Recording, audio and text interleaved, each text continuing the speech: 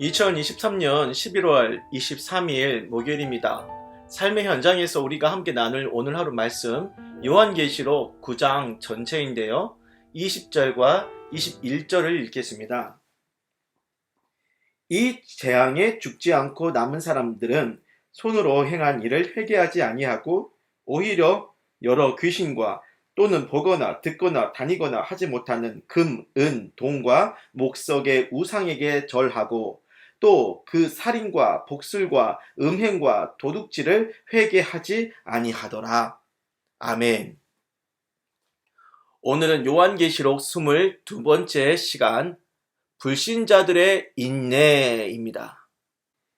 어린 양 예수님은 두루마리를 들고 계세요. 왜 들고 계십니까? 두루마리에 처있는 7인을 떼시기 위해서죠. 첫째 인부터 하나씩 떼어나가실 때마다 이 땅에 재앙이 일어났는데 그 강도가 점진적으로 세지는 것 같아요. 특히 7째 인은 그 재앙이 한층 더 강화돼 지금 당장이라도 세상 끝날 것만 같은 그런 환란이죠.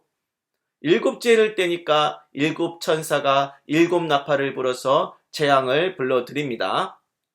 첫째 나팔은 땅과 수목의 3분의 1이 타고 둘째 나팔은 바다 생물의 3분의 1이 죽고 전 세계의 선박 3분의 1이 파괴되죠. 셋째 나팔은 강들과 물샘의 3분의 1이 쓴 물이 되어 많은 사람이 그걸 마시고 죽습니다. 넷째 나팔은 해달별이 타격을 받아 낮과 밤의 3분의 1이 비추임이 없어지죠.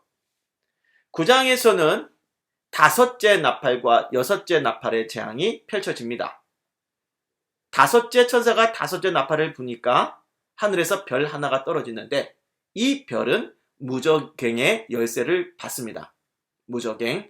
무저갱은 바닥의 끝을 알 수 없는 광활한 공간인데 죽은 자들을 가두는 음부, 지옥과 같은 의미로 많이 이해를 했고요.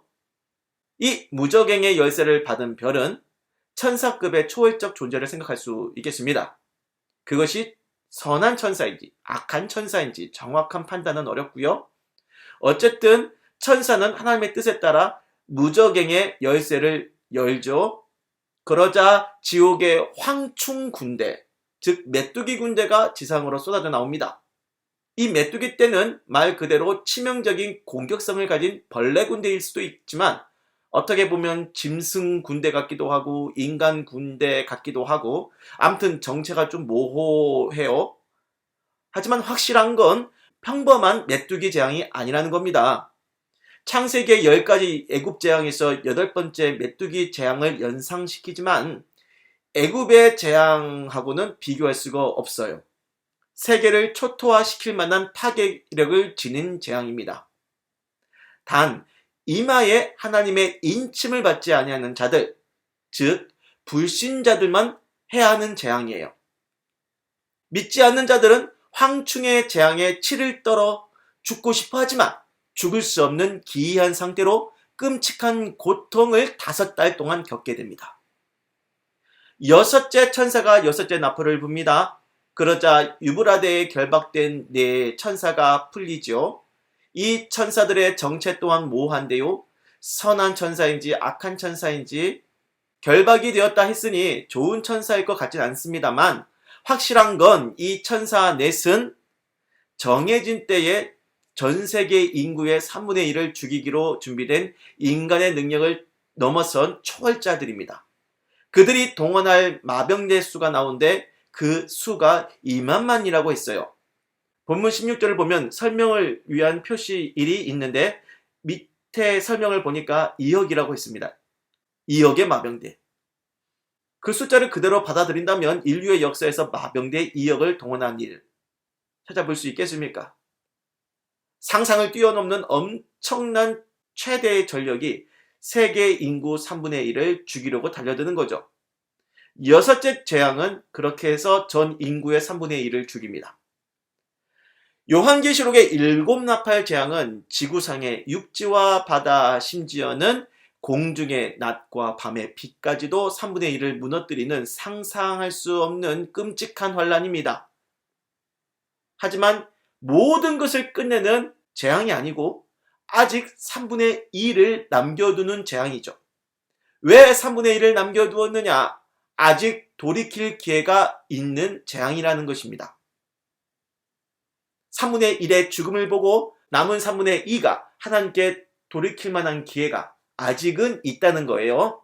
하지만 21절을 보십시오. 이 재앙에 죽지 않고 남은 사람들은 손으로 행한 일을 회개하지 않습니다. 오히려 더 열심히 우상 숭배를 해요. 살인, 복술, 음행, 도둑질을 회개하지 않고 계속 벌립니다. 구약의 욥은 인내하는 신앙의 대명사입니다. 그는 재산을 잃고 자녀가 죽고 몸이 아픈 극심한 고난 속에서도 끝까지 포기하지 않고 인내하며 하나님을 믿었습니다. 그런데 오늘 말씀 본문을 보니 불신자들의 인내 또한 욥의 인내에 비견될 정도로 대단해요. 그 엄청난 환난과 죽음의 고통 속에서도 끝까지 인내하며 돌이키지 않는 마음이 그렇습니다. 얼마나 지독한 불신의 마음인지 몰라요. 요한계시록 묵상을 마무리합니다. 오늘의 말씀에서 욥의 믿음의 인내랑 대척점에 있는 다른 종류의 인내를 발견하게 되는데 바로 6째 나팔 재앙에 살아남은 자들이 끝까지 붙들고 가는 불신의 인내입니다. 그 엄청난 재앙 앞에서도 끝까지 버티며 불신하는 인간의 고집이 이 정도라는 것. 그러한 고집이 왜 우리에게도 없었겠습니까? 그러한 저와 여러분의 고집을 꺾으시고 예수 믿고 구원받게 하신 하나님의 은혜가 도대체 얼마나 크고 큰지를 잘 깨닫기를 바랍니다. 기도할게요. 주님 감사합니다. 6째 나팔 재앙을 통과하고도 끝까지 인내하며 돌이키지 않는 저 불신의 모습이 어찌 우리 안에 없다 할 수 있겠습니까? 예수를 믿는 지금도 종종 하나님이 주신 고난 앞에서 버티며 순종하지 않으려고 하는 그러한 고집이 발견되오니 이 어리석음을 깨닫게 하시고 하나님께 순종하는 순한 양이 되게 하여 주시옵소서. 예수님의 이름으로 기도드립니다. 아멘.